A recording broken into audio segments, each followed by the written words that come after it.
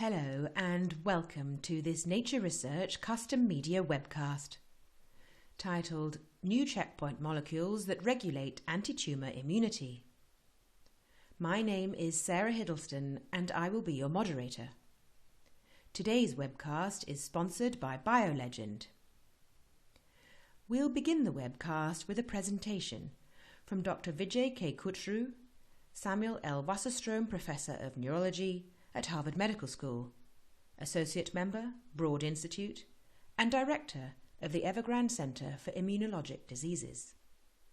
We'll then move on to a question and answer session. You can ask a question at any point you wish throughout the webcast. To do so, please type your question in where it says type your questions here, and then press submit, and we will answer them today. And now, over to Vijay.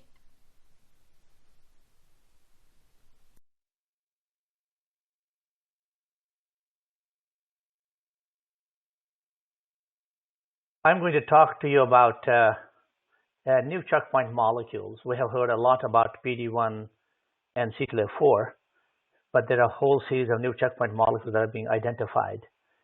And I will be particularly emphasizing on TIM-3, and with which we have also identified a whole series of new molecules. I seem to often rush at the end, and I want to give the credit to the people who really did the work. It was Norio Chihara, Asaf Madi, Huiyan Zhang, Madhumita Das, Yohai Wolf, and Karen Dixon. These are the 6 people from my lab who did most of the work. This has been a lot of collaboration on T-cell exhaustion with Anna Anderson, Lionel Epito, and Nandini Acharya and Julia Escobar from Anna's lab. And a lot of the work on single-cell genomics was done with Aviv Regal at the Broad Institute and Orit, Rosenblatt-Rosen, Nir Yusuf, and Meramit Singer. Some of the original work on the IL-10 producing TR1 cells was done with Dan Littman and Maria from Dan's lab. And many of the mice that we'll talk about today have been generated in collaboration with Arlene Schaap at the Harvard Medical School. And the TIM-3 crystal structure was done with in a collaboration with Rick Blumberg and Amit Gandhi at the Brigham. And with David Hafler and Tomo, we have done most of the work on TIM-3 in humans. And lastly, most of the pathology that I will describe was done in collaboration with Ray Sobel. My talk has been divided in 3 parts so that I'm giving you an outline. And so the first one is that how we identified TIM-3 as a molecule. The second part of the talk is that the IL-27 immunosuppressive cytokine, which induces TIM-3 and a whole series of other co-inhibitory or checkpoint molecules. And third part of the talk is that anti-TIM-3 antibody is now being used in clinical trials. And I will briefly talk about TIM-3 and its role in AML or acute myeloid leukemia and myelodysplastic syndromes where it's being used clinically. Let me go into the first part of the talk, is that many years ago, in fact, over 20 years ago, Tim Mossman and Bob Kaufman first described that CD4 T cells, when they come in contact with the antigen, they activate, expand, and differentiate. They acquire effector phenotypes, and they describe Th1 and Th2 cells. Th1 cells were the ones that will produce interferon gamma, and they are very critical for intracellular pathogens. And they are also the ones that induce autoimmunity and tissue inflammation, and they are crucial for clearing tumors and providing anti-tumor immunity. The Th2 cells that produce IL-4, IL-5, and IL-13, and they are critical for inducing allergy, asthma, and atopy, and they can clear parasites. And there's a cross-regulation between Th1 and Th2 cells. Since Th1 cells were critical for inducing autoimmunity, we wanted to know whether there was a way we could identify Th1 cells in vivo we wanted to identify whether there was a way we could distinguish Th1 and Th2 cells from each other in vivo, since Th1 cells were especially recognizing and inducing tissue inflammation and autoimmunity. We took these 5b6 T cells or transgenic mice, we immunized them, these rats, with these T cells, and generated something like 20,000 different monoclonal antibodies and screened them against Th1 and Th2 cells, and finally identified 4 different monoclonal antibodies, and that recognized Th1 but not Th2 cells. And we can see that one of the monoclonal antibodies that was against TIM3 could recognize all the Th1 cells. It could also recognize CD8 T cells that produce interferon gamma, and then it doesn't bind or stain on this FACS analysis on Th2 cells. We went ahead and cloned the gene, and in collaboration with Gordon Freeman, and this data is published in Nature in 2002, that we identified this was a novel gene, and that was about 302 residues long for humans, 294 residues long for the mouse, and it had a signal peptide and the IgV domain in the mucin domain and long tail, and the tail had 6 tyrosines in it. And it had a very strong domain structure. In fact, when we first identified TIM3, it let us to identify whole family of TIM family of genes. There are, in fact, 8 members in the mouse. There are only 3 members in humans, and these 3 members have been well studied. And these is TIM1, TIM3, and TIM4. And the gene family is located in 5q33, and in mouse it's located on the centromeric end of the chromosome 11, where it's very clear that this gene family is linked to a number of immune-mediated diseases, especially in allergies and atopy. This gene family is closely linked genetically. And we will mainly talk about TIM3, which is the smallest member of this family. It is conserved between mouse and humans, and there's about 65% or 63% homology between mouse and humans. So we wanted to identify what is the ligand for TIM3. We went ahead and made a soluble form of TIM3. It's shown as TIM3IG. What we immediately found when we screened a series of cell lines, that the TIM3IG, the soluble form of TIM3, and was binding to a tumor cell line of CD8 T cells and called TK-1. And we have 2 different isoforms of TIM3. One is mucinless, the other one is a full-length form, and both of these forms could in fact bind this TK-1 cell line. We went ahead and used mass spec. We did immunoprecipitation followed by mass spec and identified this molecule, and Chanzu in my lab identified this molecule. And when he did mass spectroscopy, and he found that the ligand to which TIM3 was binding was a molecule called galectin-9. In fact, he repeated this experiment 5 different times, every time picking up a different protein segment of galectin-9, covering the protein by 20%. And at this time, we were pretty sure that the galectin-9 was a ligand for TIM3. In fact, I'm not showing it here because of lack of time. When galectin-9 binds to TIM3 on the cell surface, the T cells clump together, and they, in fact, undergo cell death, leaving a lot of debris behind. And so we came to the conclusion that TIM3 and galectin-9 interaction must be an inhibitory interaction. More recently, there have been the germline mutations that have been identified in TIM3 gene itself, and I'm going to go into much more detail about these mutations, the germline mutations. and the loss of or mutations in the IgV domain of TIM3 results in a human disease, which is a rare disease called SPTCL, or subcutaneous panniculitis T-cell lymphoma. It appears about between 30 and 40 years of age, and you develop panniculitis, which I will show pictures of it, and then these patients will also develop this hemophagocytic lymphohistiocytosis, and the CD8 T cells form lymphoma. Ultimately, most patients will develop a lupus or lupus-like disease.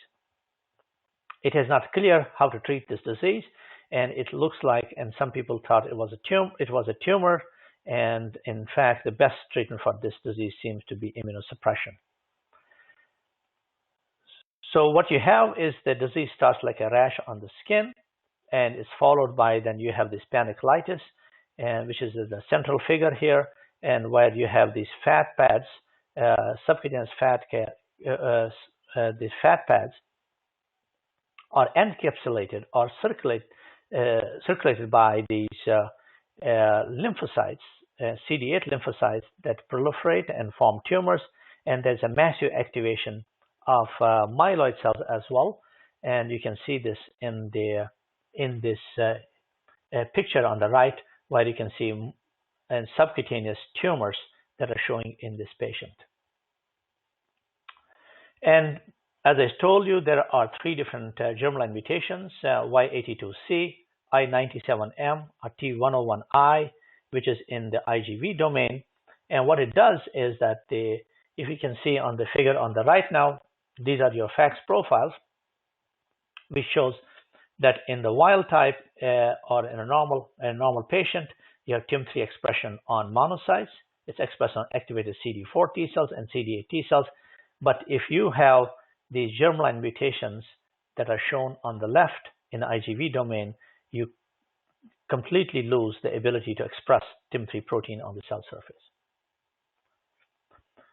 And what it does is in these patients, they have massive activation of both T cells, and you can see that this increase in serum expression of a chemokine and soluble CD25, and then also there is an increase in the expression and the production of these cytokines from the myeloid cells, IL-18, IL-1 beta, and TNF. It looks like that in patients, because of loss of TIM3 from the cell surface, there is an activation of both CD8 T cells that get hyperactivated, and they also there is an activation of myeloid cells as well, and these activated myeloid cells produce these cytokines, including TNF, IL-1 beta, and IL-18, suggesting there is a massive activation of the inflammasome in these patients in the cells. So here is a linear diagram from the mutations. You can see that there are the mutations in the IgV domain, and there are in fact 3 mutations. And Rick Blumberg, with whom we collaborate, and he solved the crystal structure of human TIM3. And on the left, you have the linear or line diagram of the crystal structure, and the right side is a space-filling model.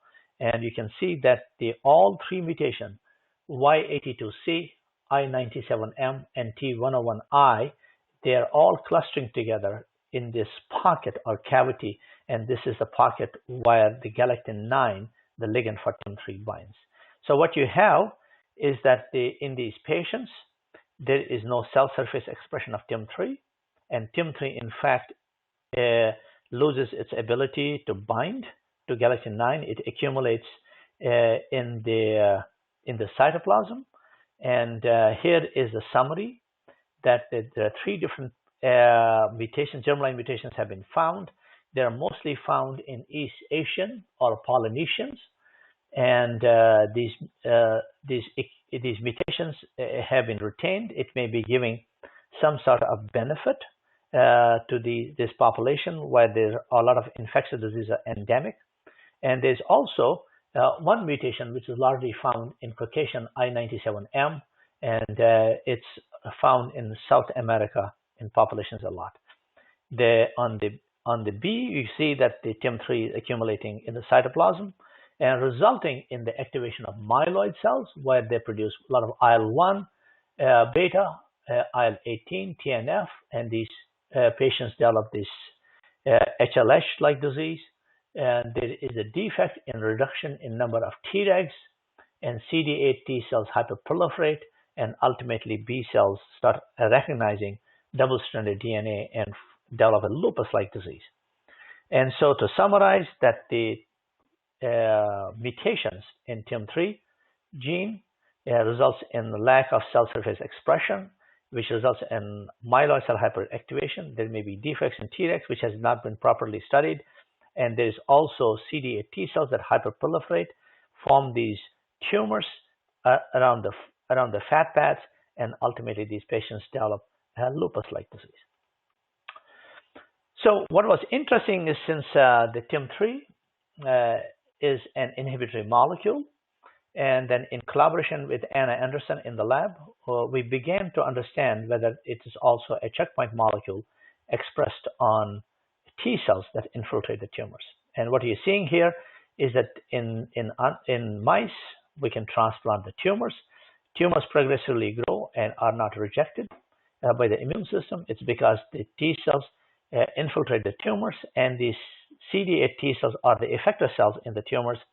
And what we find is that these CD8 T cells in the tumors develop a dysfunctional or exhausted-like phenotype by accumulating a series of inhibitory molecules, also called checkpoint molecules.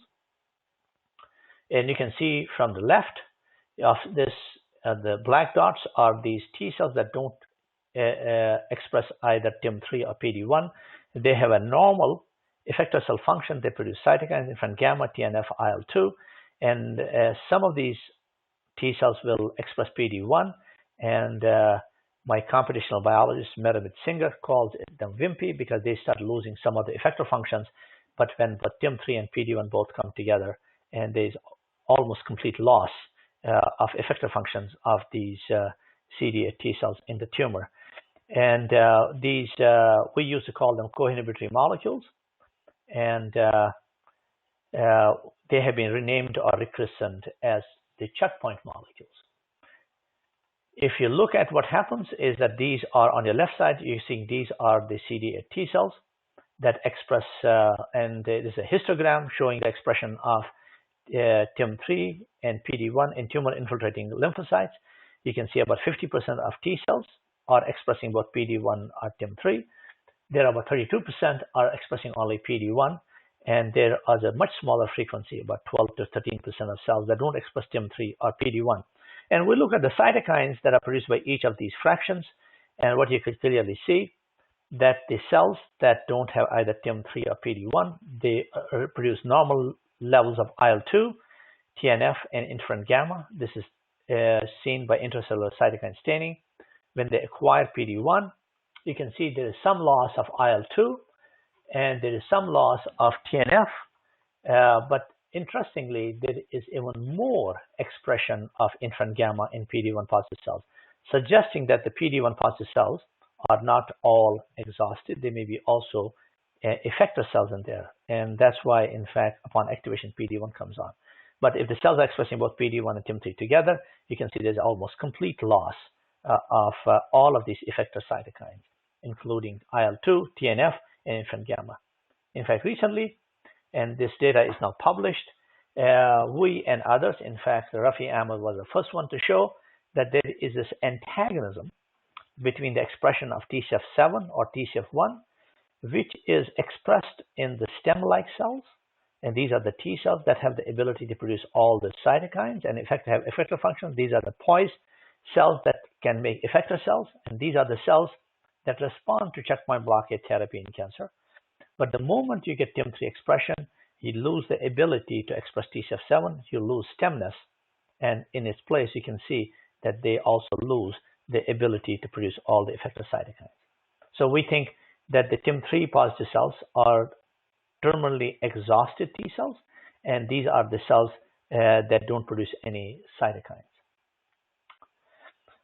What Anna Anderson did together with us is that we tested whether the anti-TIM3 will have any impact on cancer immunotherapy, and it was very clear that if you give anti-PD-1, and you can get either partial effects, this is a B16 melanoma, or you can get no effect at all if you see the right side of the graph when you compare it to the isotype control. But in fact, when you combine both anti-TIM3 with anti-PD-1 or PD-L1, the tumors melt away. And in fact, these mice are resistant to therapy, resistant to development of tumors again if you retransplant the same tumor onto these mice.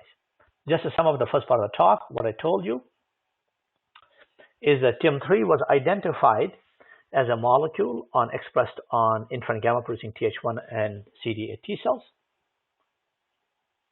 And galectin-9 is one of the ligands for TIM3, which we identified by mass spec.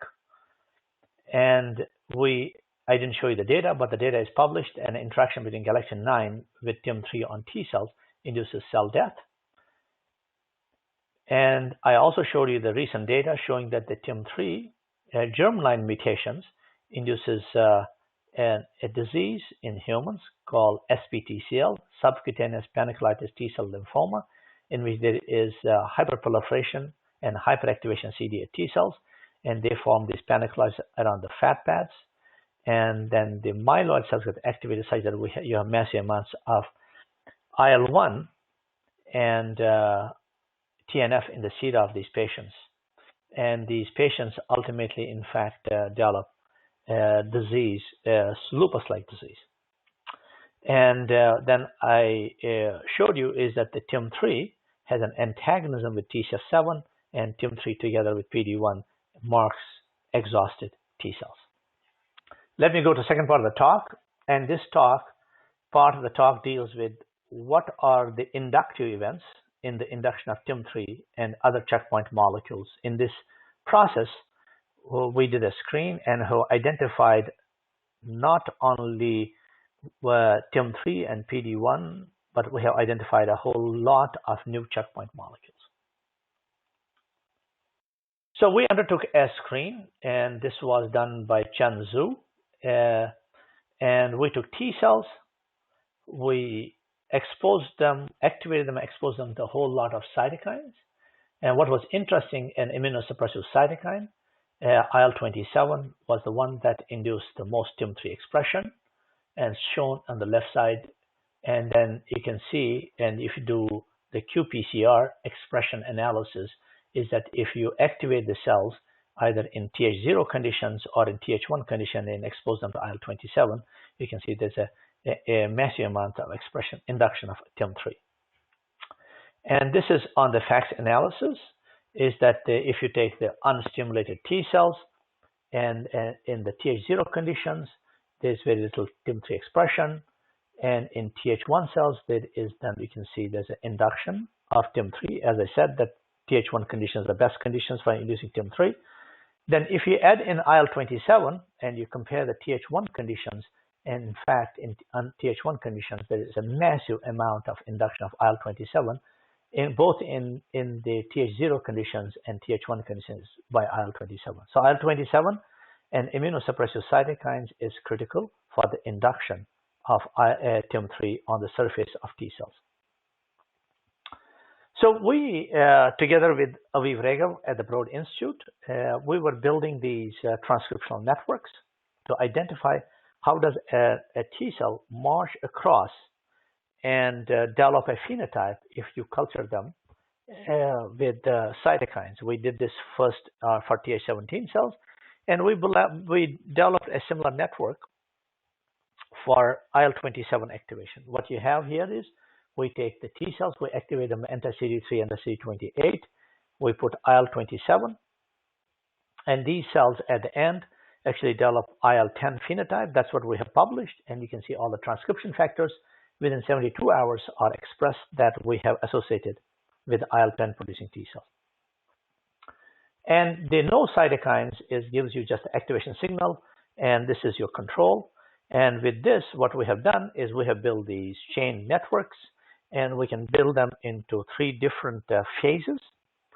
And we have identified all the cytokines, transcription factors that are induced during these chain differentiation networks, and ultimately developing these IL-10 producing TR1 cells by IL-27. So Asaf Mahdi actually undertook some of this work with Nir Yosef and you can see this is a histogram showing the induction of genes by IL-27. And then if you look at both the CD4 and CD8 T cells and the IL-27 knockout mouse and TH0 cells that have not been given IL-27, and they are about similar in terms of gene expression. So safe to say about 1,400 genes, between 1,280 to 1,400 genes are induced by IL-27, both CD4 and CD8 T cells. And he was honing on the expression of what are the specific genes that are expressed. And this is shown you can see over time in both wild type and IL-27 receptor knockout mice. And he identified there was a module of genes that are induced by IL-27, which doesn't come up in IL-27 receptor knockout mouse. And there were all these familiar genes in it. And you can see TIM3, which is also called HAVCR2, which is induced. But it comes together with a whole lot of these checkpoint molecules, the CCAM, the TIGIT, LAG3, TIM3, and IL-10. All of these molecules are known to be checkpoint molecules, and it looks like IL-27 may not be only inducing TIM3, but a whole lot of checkpoint molecules. So here is a model, is that the IL-27 may not induce only one molecule or one checkpoint molecule, TIM3, but a whole lot of checkpoint molecules.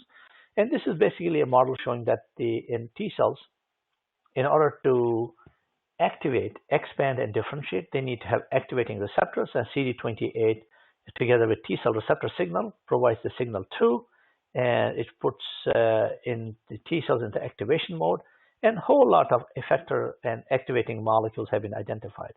But once the T cell has been activated, you need to turn them off, and there are a whole panel of these inhibitory molecules that get expressed. CTLA-4 was the first one that was identified, then the PD-1, and now we have multitude of these molecules, CTLA-4, PD-1, TIM3, LAG3, TIGIT, and these cells also ultimately produce IL-10. So as they acquire these checkpoint molecules, and these cells increasingly become exhausted or dysfunctional.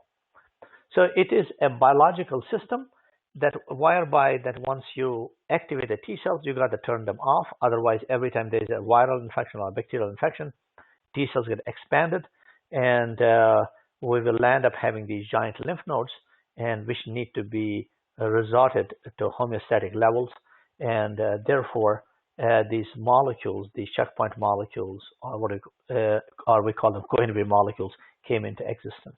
However, it looks like the tumors have exploited these checkpoint molecules. So instead of inducing a productive response, and they get expressed early when the T cells infiltrate the tumor, and they become exhausted. So the question was that all these checkpoint molecules expressed individually on each cell, or are they expressed all together? Are they co-expressed?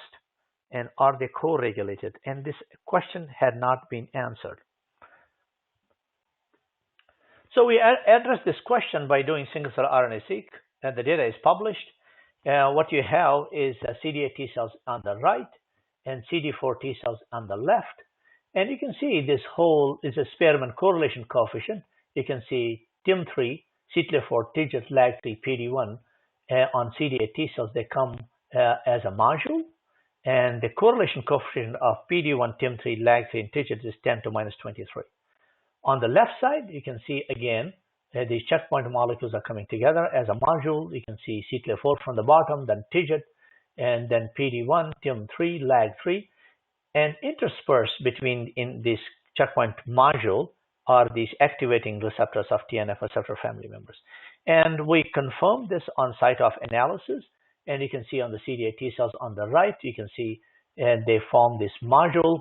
And you have the TIM3, PD1, LAG3, TIGIT, they're all coming together. And then you have OX40, GITR, and 4-1BB interspersed in the module. So both the activating molecules and inhibitory molecules form this module. So it also tells you that whenever you're trying to suppress a clonotype by upregulating these checkpoint molecules, there are these activating molecules of TNF receptor family members that get upregulated to keep the clonotype alive. And these must be the right molecules that should be agonized in anti-tumor immunity. So if you look at the left side on the CD4 T cells, you can see again the configuration is the same. You get all the checkpoint molecules with a molecule of TNF receptor family members. And then you can see also that in addition, you can see the ICOS expression is upregulated in CD4 T cells in these tumor infiltrating lymphocytes. So how do you bring it back to role of IL-27 or dependence of IL-27 on this module? And you can see that, let me orient you on the left side of the graph, that these are CD4 T cells. In the middle, on the top, are CD8 T cells. And now we are looking at the expression of the checkpoint molecules. And on the right, when you look at CD8 T cells, it looks like an elephant with the head and the trunk and the body and the legs. And you can see the PD1 expression is largely restricted to the head of the elephant in this CyTOF analysis. You can see PD1, TIM3, LAG3, and TIGIT are all expressed in the cells in the elephant's head. So if you compare the expression of these checkpoint molecules in the wild-type mice and IL-27 receptor knockout mouse called WSX1, and the red is the IL-27 receptor knockout mouse, blue is the wild type, and if you really look at the IL-27 receptor knockout mouse, the red staining is largely missing in the head of the elephant. In fact, what we really see is this module that's induced by IL-27, PD1, TIM3, LAG3, and TIGIT. 50% of the module or the members of the module are affected by the lack of IL-27 receptor signaling. That's it. That tells you that IL-27 is critical for the induction of all of these molecules and the checkpoint module, but there must be something else that may be responsible for induction of the rest of the molecules in the module. And if you look at the combine the data sets, the single cell data sets that we have generated, and we have generated this for tumors as on the left side, and we compared it to single cell data sets that were acquired from chronic viral infections. And there you can see in the middle the molecules that are co-expressed in the tumors on exhausted T cells, chronic viral infections, and then you compare to all the genes that are expressed by IL-27 signaling, and you can see that the checkpoint molecules that form the module, the LAG3, TIM3, TIGIT, CD39, they all are forming this intersection between the tumors and the chronic viral infections. We next try to find out what are the molecules that are actually inducing, or cytokines that are inducing the expression of these checkpoint molecules. We know IL-27 induces something, and what are the transcription factors that will induce the module. And what we did is that we identified that all of these IL-27 is inducing a whole series of transcription factors that induces PRDM1 or BLIMP1, which has got the binding sites in all of these checkpoint molecules, including IL-10. And this is shown here is that the exhausted T cells that express both PD1 and TIM3, in fact, will express PRDM1. So we made a knockout mouse of the PRDM1, transplanted tumors on them. In fact, the PRDM1 knockout mice, in fact, do not show any regression in the tumors. And this was contrary to what we had expected. So we wanted to see what are the other cell types other molecules that may be expressed in these tumor infiltrating lymphocytes. So we compared the BLIMP1 knockout tumor infiltrating lymphocytes and identified that the cMAF may be the one that's compensating in the absence of PRDM1. So it looks like that the IL-27 is inducing transcription factors, and we think there are two transcription factors that may be collaborating, the PRDM1 and cMAF, and they may be controlling a whole lot of these checkpoint molecules that are induced by IL-27, which are co-expressed in exhausted T cells. And in fact, when we make a double knockout mouse and we transplant the tumors in them, and you can see the wild type in the tumors progressively grow, but if you have double knockout mouse, and what you have is a retarded tumor growth in these mice. So what you have is that the IL-27, a suppressive cytokine, will induce two transcription factors, PRDM1 and cMAF, that bind to these transcriptional promoter sites in all of these checkpoint molecules. And we identified, in fact, a multitude of new checkpoint molecules. And in fact, PR or CR, protoplanin together with PD-1, TIM3, LAG3, and TIGIT form this module. And what we are doing now is we are identifying how IL-27 activates these transcriptional machinery, and we are building this network from the ground zero up using Steiner tree algorithm or a net which Neil Yosef wrote to see how IL-27 induces these transcription factors and regulates induction of checkpoint molecules. So this paper was published in Nature a year ago or 2 years ago. And so just to summarize, is that the IL-27 is inducing two transcription factors which bind to these promoter sites or enhancer sites in these checkpoint molecules. And these checkpoint, once they express checkpoint molecules, the cells become exhausted, and they are not lame ducks sitting in the tumor. They in fact produce a lot of IL-10. And this is what you saw on the left side. And in fact, in humans, if you look at the tumor infiltrating lymphocytes from multiple different tumors, this is non-small cell lung carcinoma on the right side, and CRC, the colon carcinoma, melanoma, and the hepatocellular carcinoma. There are these 18 molecules and that are co-expressed, and you can see that the TIM3, PD-1, CTLA-4, TIGIT, and LAG3, along with this transcription factor TOX, are in fact conserved and are expressed also in exhausted T cells in the tumors in humans as well. So what we are thinking is that the IL-27 is an immunosuppressive cytokine. Its major role is in fact the turn off immune responses, comes up at the resolution of inflammation. It comes up on the resolution of autoimmunity, and it induces a remission in autoimmunity. It acts on T cells. It turns off these T cells by upregulating these molecules, the TIGIT, LAG3, TIM3, and these cells become exhausted and start producing IL-10 to suppress inflammation.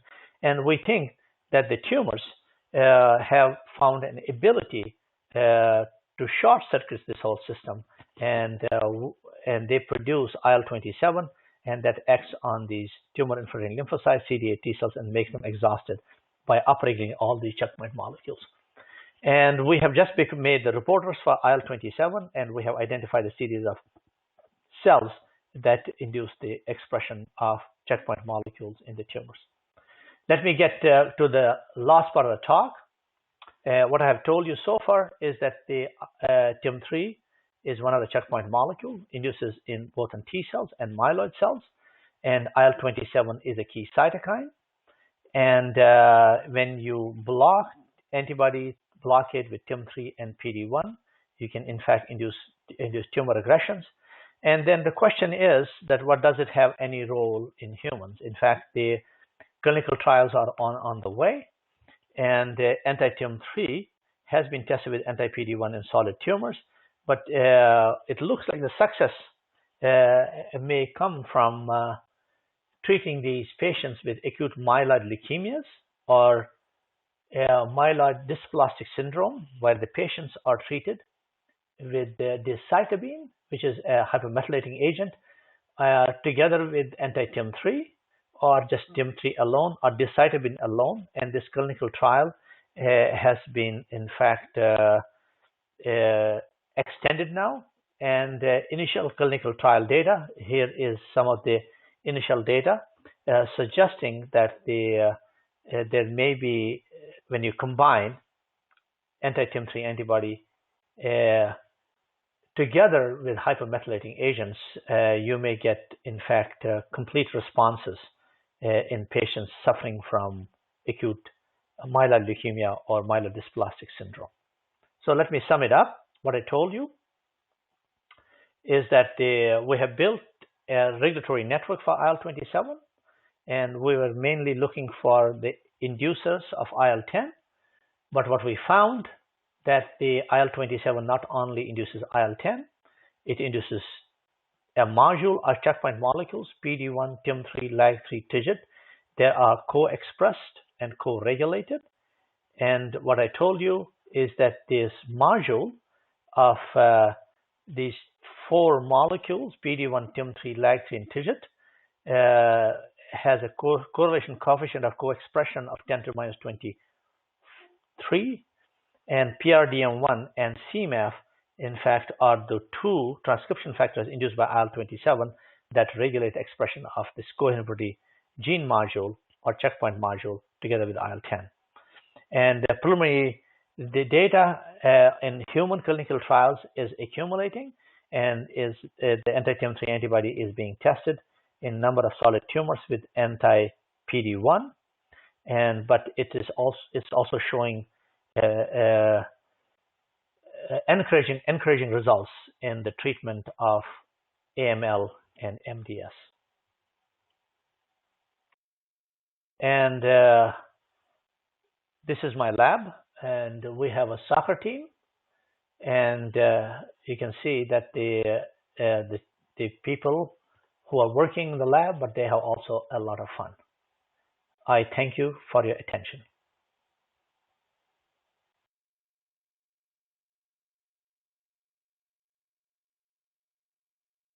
Thank you very much, Vijay, for that presentation. It is now time for the question and answer session. To ask Dr. Kuchroo a question, please type it in where it says type your questions here, and then press submit. Dr. Kuchroo, then, our first question. If all exhausted T cells express PD-1, why do not all cancer patients respond equally to anti-PD-1 therapy? Yeah, so here a very, very nice question. One of the things is that, as I suggested here, is that the T cells not only express PD-1, but they express a whole lot of other checkpoint molecules, including PD-1, TIM3, LAG3, TIGIT, and many more that I didn't get to talk about. And then even if you block, in the terminally exhausted T cells at first don't respond to actually PD-1 blockade, but these stem-like cells that as they start expressing these inhibitory molecules, you may have to block multiple receptors in order to see an effect. And what's also interesting is that we find that when you block PD-1, you have increased expression, at least in the mouse, of both TIM3 and TIGIT, and in some cases LAG3. So combined blockade of multiple checkpoint molecules may be required to get better effects than we have observed. That's number one. Number two is that we can activate and expand T cells, but if the tumor microenvironment is not amenable to the effects of T cells, it doesn't allow the T cells to mediate their function. You will only have, you will hit a ceiling, and you will not have any more effect than actually what you see. So I think the two issues are that we need to actually block other checkpoint molecules that are relevant, and we may also have to actually do something with the tumor microenvironment. Okay, thank you very much. Our next question. Does TIM3 signaling affect the activation of T cell receptor signaling? Go ahead. Shall I repeat it for you? Does TIM3 signaling does TIM3 signaling affect the activation of T-cell receptor signaling? Yeah, that's correct. In fact, we published a paper showing that TIM3 indeed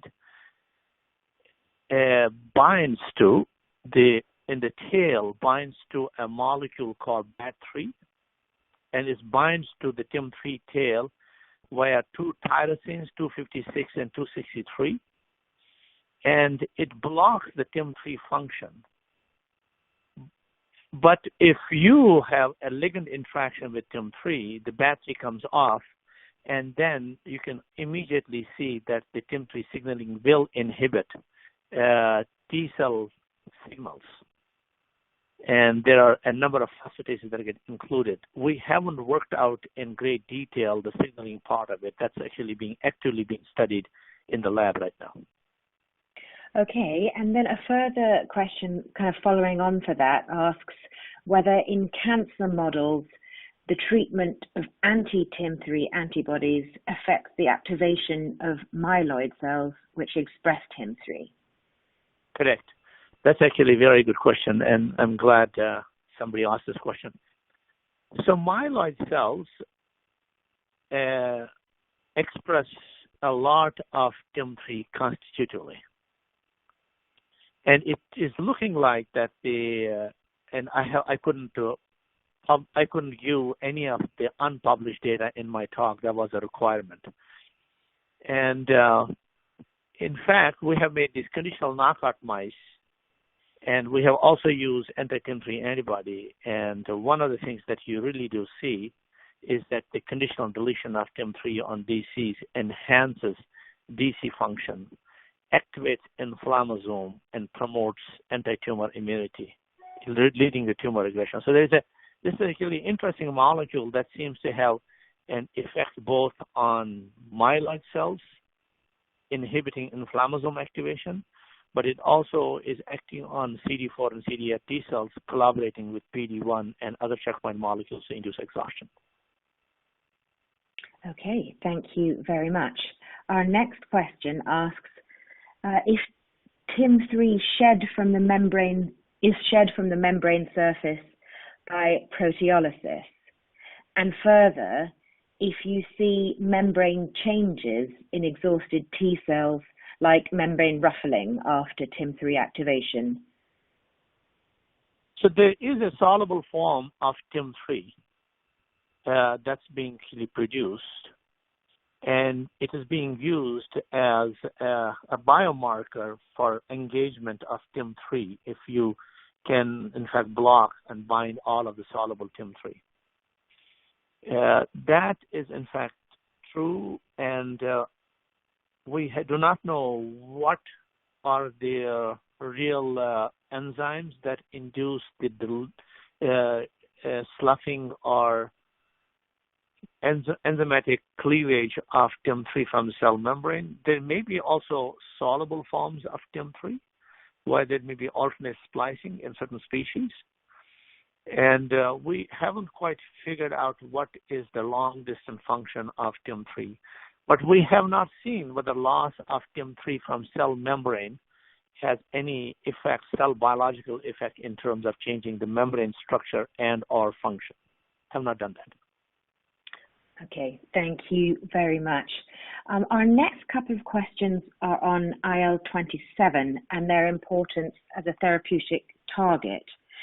Is there a feasible way to target it currently, or are you looking at inhibitors of IL-27 as potential therapeutics? So that's actually an interesting question. In fact, some drug companies are already trying to target IL-27. So IL-27 is an immunosuppressive cytokine, but it also has some positive functions. What we focus on here is the inhibitory module that's being induced, but it also, IL-27 induces also IL-21, which is a growth factor for CD8 T cells. Where by and large, when you delete IL-27, you don't have resolution of inflammation. But I'm I'm wondering whether IL-27 may have some activating functions as well, especially on CD8 T cells. The jury is still out whether in clinic blockade of IL-27 will have a positive and efficacy in cancer patients. But in the mouse models, we have done the experiment. In fact, it is in that paper. If you use the IL-27 receptor knockout mouse and transplant the tumor, and tumors show retarded tumor growth. So it is inducing anti-tumor immunity and inducing tumor regressions. Thank you very much. Is the in vitro IL-27 induced phenotype reversible, or is it a stable T cell state? Are these T cells terminally differentiated? Yeah. Another good question. We know that IL-27, besides inducing checkpoint molecules, also induces IL-10. We just had a paper with Anna Anderson, and it just came out in Immunity. It also collaborates with endogenous glucocorticoids that are produced by the exhausted T cells to further induce T cell exhaustion or T cell dysfunction. So IL-27 treated T cells in vitro are not as stable as what you see come from in vivo, but IL-27 treated T cells in vitro, when you transfer them in vivo, they will both suppress autoimmunity and anti-tumor immunity. But we do not know whether that's because of the production of IL-10 by these IL-27 treated cells, or is it because of the checkpoint molecules, or both? We do not know yet. Thank you very much. I'm going to ask you this next question, which is how do you explain the massive infiltration of myeloid cells into SPTCL patients? By which mechanisms are they recruited, and what is the link with mutated TIM3? So a question on subcutaneous panniculitis T-cell lymphoma. Another very, very good question. So we think that the TIM3 is not only a checkpoint molecule for T cells, and in fact, if we had done earlier work on myeloid cells, we may not have called it TIM3, because TIM3 stands for T cell immunoglobulin mucin-containing molecule. We think it has got a major function in regulating activation of myeloid cells, in fact, a major function in controlling the activation of inflammasome activation.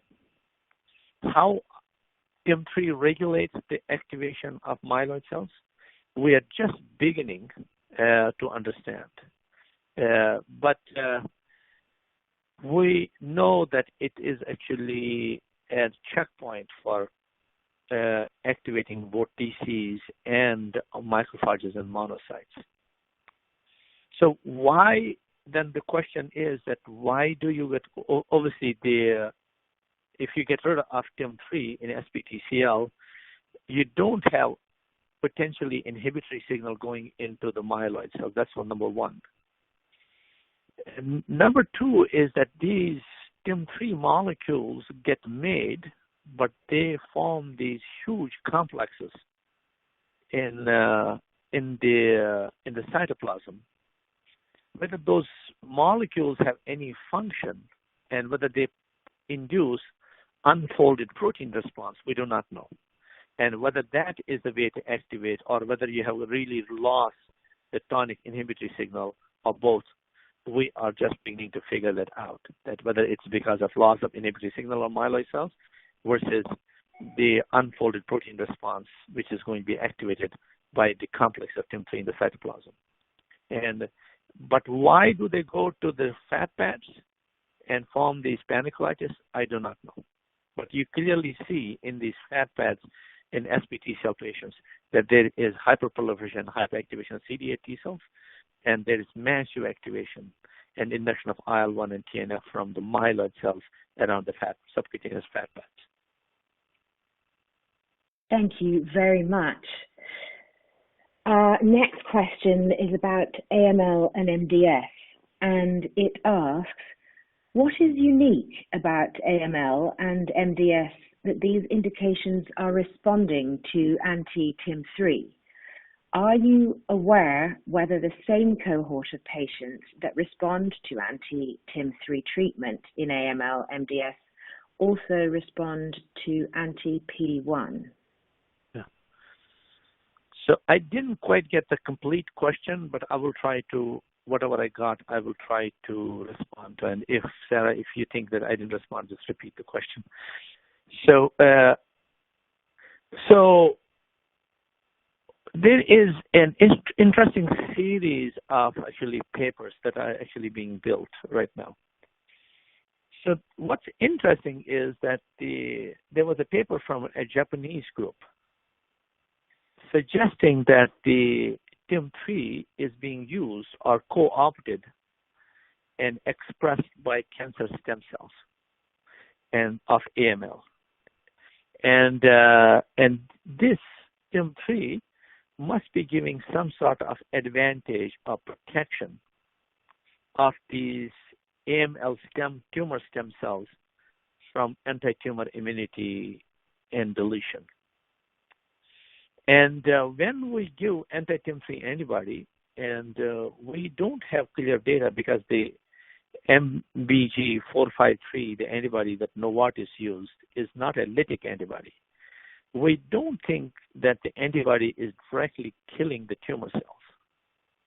But we think it may be blocking the TIM3 signal into the tumor cells and taking that advantage away. And the cells may be going through a pyroptotic death or immunogenic death, which is then actually seen by the immune system, resulting into anti-tumor immunity. So there may be two different things going on simultaneously. One is the blocking the advantage TIM3 gives to the tumor stem cells, and they may be dying because I don't think it's an active lysis with the antibody. The other one is that you are blocking a major checkpoint molecules on myeloid cells, and then you're also blocking it on the T cells, and you're getting anti-tumor immunity. Thank you very much. Our next question, given that these molecules are naturally accumulating with aging, how will that affect therapies in the elderly using anti-IL-27 or anti-TIM3 and other molecule? Yeah. So it's, again, the question is very important, very relevant. In fact, in aging, in senescent cells do accumulate many of the checkpoint molecules. They look like exhausted T cells. But one of the bigger problems in aging is, in fact, your immune system is not performing as well. And that's partly because of senescence and partly because of suppression. Immunoregulation is actually getting an upper hand. And that's maybe the reason why elderly get more tumors. And we think that blocking these molecules in elderly, in fact, may invigorate the immune system and not only give them better protection against infectious diseases, but may improve immune surveillance against tumors as well. So I don't think it will be an untoward effect in elderly. Thank you very much, Dr. Kuchroo, and that is where we need to finish for today. We're aware that there are a number of questions that we didn't manage to get to today, and we will get back to you offline after this broadcast finishes using the details that you've provided. I'd like to thank you, Dr. Vijay Kuchroo, once again for your presentation and for answering the audience's questions today. Thank you very much. Appreciate it. Appreciate all the audience and all the questions. Very relevant. Thank you. Thank you. And I would also like to thank our webcast sponsor, BioLegend, and of course you, the audience, for taking the time to be with us today. Remember, you can watch this webcast again at any time on demand at nature.com/webcasts. Thanks for watching, and I hope you'll join us again soon.